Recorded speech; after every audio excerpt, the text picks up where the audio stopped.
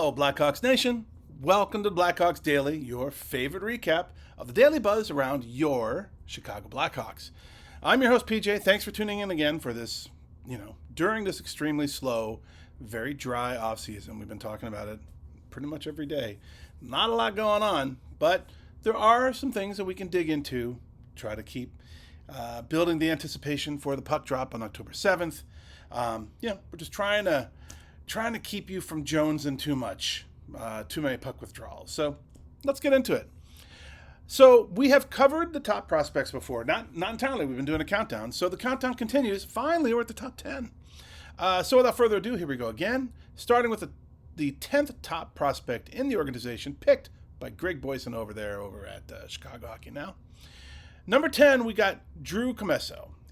Goalie, he's 23, 6'2", 181 pounds. Goaltender Drew Commesso kind of had an up and down season with Rockford last year. After sharing the net with Jackson Stauber in his rookie season, he was the true number one last year down there. He had mixed results early in the year and made his NHL debut in mid-December. An ankle injury cost him 3 weeks of the season in February, but then he was lights out when he returned. In 23 games post-injury, including 7 playoff starts, Commesso stopped 616 of the 662 shots he faced for a sterling .930 save percentage. He finished his sophomore AHL season with an 18, 15, and 6 record, a .911 save percentage, and a 2.54 goals against average, plus 4 shutouts. Not bad at all. He went 4-3 in the Calder Cup playoffs with a .926 save percentage and a 2.35 goals against average. Really good. Commesso is technically sound as a goaltender. He tracks the puck well from the crease. He has the athletic ability to make some big saves when he's out of position.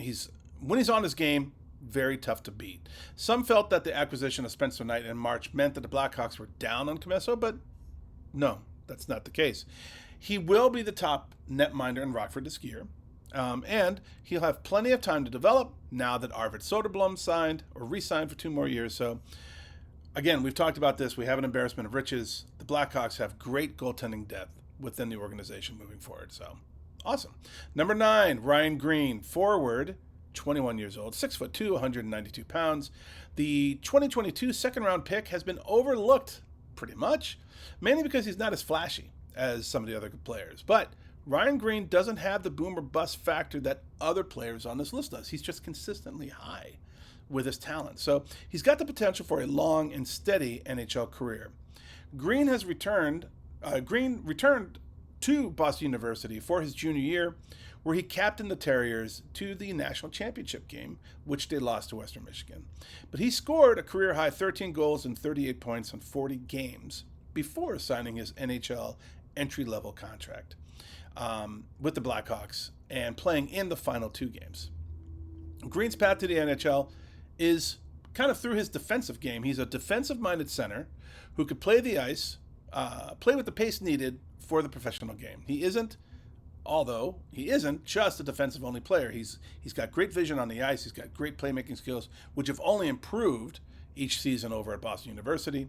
His work ethic and his two-way game easily can put him in a middle 6 role for years to come.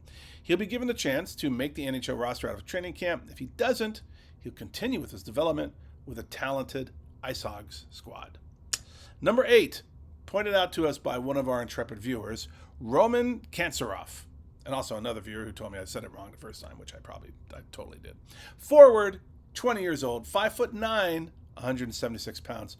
So there wasn't a lot of fanfare when Kantsarov was taken 44th overall in the 2023 NHL draft.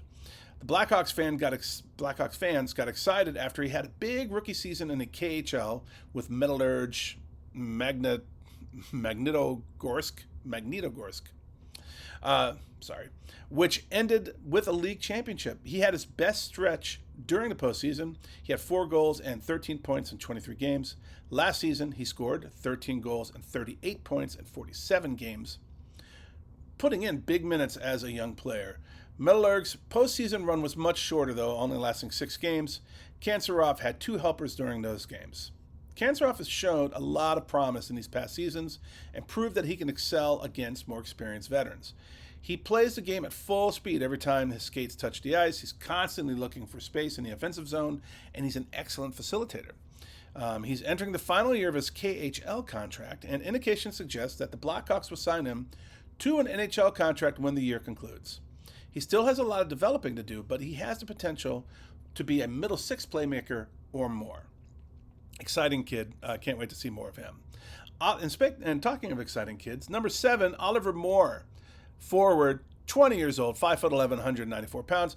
We all remember the video from the 2023 NHL entry draft when Kyle Davidson attempted to trade up to select Oliver Moore, only for him to fall to the 19th pick. Now, Moore returned to the University of Minnesota last season. He scored 12 goals and 33 points in 39 games. He had a goal and 5 points in 7 games to win his second straight gold medal at the World Junior Championship with Team USA. Moore jumped into the NHL lineup after his college season ended, picking up 4 assists in 9 games with the Blackhawks. Moore's greatest attribute is his skating and his speed, both of which are already at elite levels. Amazing. He possesses a quick release that surprises goaltenders, and while he can contribute offensively, obviously, Moore boasts a solid two-way game. He's a versatile player, can move up and down the lineup.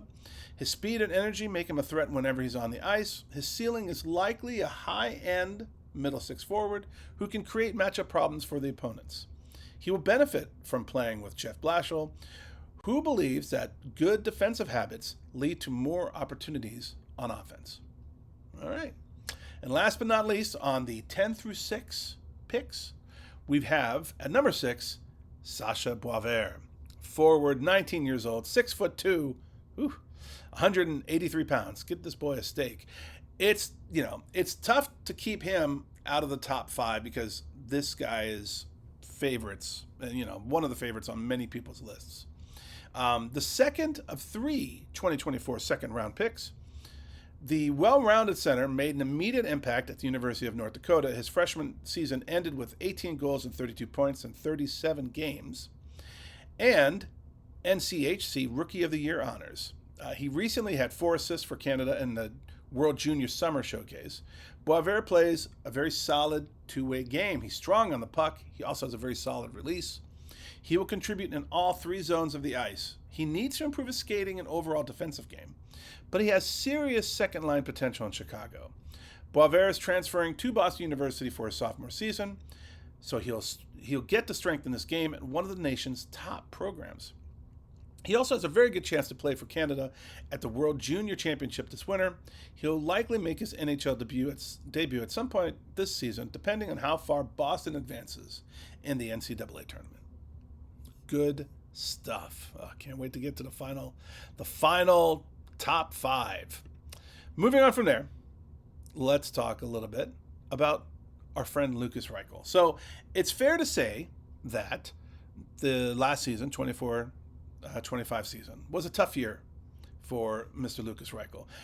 He did not have the breakout season that all of us had hoped for. He recorded 8 goals, 14 assists, and 22 points, had a minus 16 rating in 70 games. This was after he had 5 goals and 16 points in 65 games his first year, the previous year. Overall, with numbers like these, Reichel has yet to become a top 6 forward that the Blackhawks expect him to be when they selected him with the 17th overall pick in the 2020 NHL entry draft. Sorry, obviously 2023 to 24 is not his first year, but regardless. While this is the case, he should not be given up on yet. Sometimes it can take young players more time than expected to hit their full potential, and this very well could end up being the case for Reichel. He's only 23. He's plenty young. He's got room for improvement, and would not be surprising in the slightest if he did it this coming year. So his skill and offensive upside are what led him being a first rounder.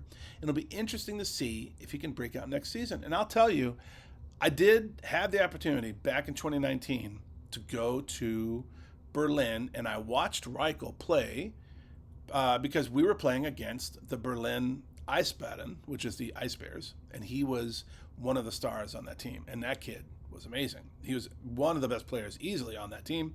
So when we drafted him, I was super excited. I hope he sticks around because he really is a good player. So, all right, I gave him a plug. Going on number 3, let's talk about Spencer Knight. How did he get here? What's his story? We haven't really dug into him too much, and he's our number 1 goal contender, so let's talk about him. The Chicago Blackhawks traded for Spencer Knight and a first-round pick last March when the team sent Seth Jones packing to Florida. For us, trading away Jones was kind of a turning of the page on an underwhelming era in team history, right? We were coming from the highs of Stanley Cup, and then we just kind of meandered.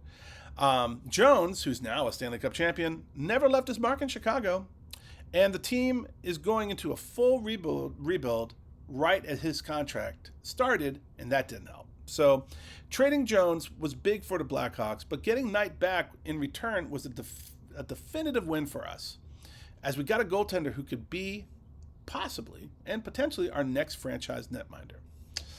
So Spencer Knight has long been one of the top young goalies in the NHL. The Florida Panthers drafted him with the 13th overall pick in the 2019 draft.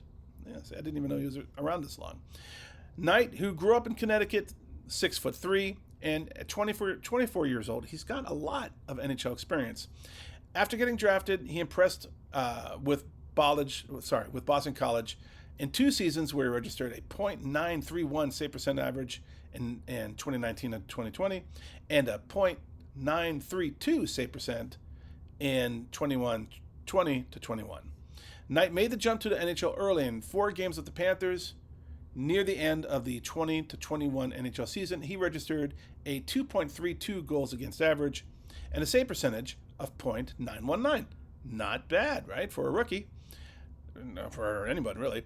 Knight, who won his first NHL game in a 5-1 win over the Columbus Blue Jackets, made his debut a day after his 20th birthday, so what a way to celebrate. He was the first goalie born in the 2000s to play in the NHL. Oh, that's interesting. And he is the youngest Panther goalie to ever record a win. Before the Panthers became back-to-back Stanley Cup champions and went to the finals 3 years in a row, there was a stretch where it seemed like Knight was going to be the starter over Bobrovsky. But then, obviously, Bobrovsky found his game, and around the same time, Knight's playing time diminished. He started to kind of lose his game. Remember, he was super young, and even though he's played in 95 NHL games, he's still only 24, which is young for anyone, especially an NHL goaltender. In February 23, he actually stepped away from the Panthers to receive care from the NHL's Player Assistance Program, and he missed the rest of the 2022-2023 NHL season. Knight kind of opened up as he's been battling obsessive-compulsive disorder, OCD, ahead of the 2023-24 NHL season. So he was a promising young goalie that spent the next season in the AHL with the Charlotte Checkers, rediscovering his game after missing some time. Knight was back with the Panthers to start last season. In 23 games, he registered a 2.40 goals against average and a save percentage of .907, both improvements over his last go-around in the NHL. The Panthers' decision to trade Knight had to do with looming salary cap issues as a Stanley Cup champion. Now, the Panthers could not afford to hang on to him with a salary cap hit of $4.5 million, but that doesn't mean that Knight doesn't have a bright future ahead of him. So now he's joining the Blackhawks with a fresh start. Most NHL goalies at Knight's age would be making their debut about now. And with the Hawks, he gets to join the young team looking to build something special. So now entering into a contract year, Spencer Knight is back. He's got Arvid Soderblom, Drew Commesso, and even Laurent Brossoit, as of today, signed for the 25-26 NHL season. So he is a starter on a crowded goalie depth chart here in Chi-Town, but he has all season to show Kyle Davidson and the organization and all of us just how great he can be. And finally, let's go to some hot takes. But real quick note, we talked about the Blackhawks Hall of Fame voting. To go do that, because Friday is the last day you can do it. Friday at 11:59 p.m. is the last time you can do it. So you've got a little bit of time left. Go to hof.blackhawks.com and then put in your ballot for Chicago Hall of Fame, Blackhawks Hall of Fame. All right, so hot takes. Fubar Totali, repeat offender, 3389, and Canterbury Court, 8692, who I also, if I'm not mistaken, is a repeat offender. Both of them were very kindly putting me in my place, picking at the fact that I said what he said when talking about Jamie Faulkner. Jamie Faulkner is a woman, so my apologies on that. But thank you very much for correcting me there. Canterbury Court 8692 also went on to say that thanks for finding something to talk about during the summer. You're doing great. Thank you very much. And we can only hope that the Blackhawks have a better season than last. I think Frundell going back is a mistake, but that's me. I get that, but you know what? He's gonna get so much seasoning and so much playtime, and he's going to be so more advanced when he comes to the Hawks finally. I'm okay with it. I think it's going to be a good move. Tom F 3256, I also think is a repeat offender. He said, I'm sure Frundell will be back sooner than later. I think he'll be skating with the Hawks later in the season. The team Frundell was elevated to the higher league from last year, meaning that they'll play tougher competition and not likely making the playoffs. All right, fair enough. And then he said, PJ, keep up the good work, watching every day. Thank you for watching every day, sir. Thank you for being a contributor, and thank you for being a supporter. You are awesome. And then Tom P505 said, pumped up for the season to start. Go Hawks. Yes, Tom, with you, buddy. Well, that's it for today, folks. That's a wrap. So thank you for tuning in. Please continue to tune in every weekday. We're going to try to keep the light alive until Sunrise, Florida. So, and then we're really going to take off. It's going to be a lot of fun. But thank you for tuning in. Thank you for being a supporter. Thank you for your contributions, not only for just watching and sharing and liking and subscribing and all that fun stuff, but also putting in your thoughts and giving me your own hot takes and also teaching me about stuff, right? You guys always are impressive. You impress me all the time. So I really appreciate it. I truly love the support. Thank you so much for all of that. And that's it for today. We'll see you tomorrow. I'm PJ, and we'll see you next time on Blackhawks Daily.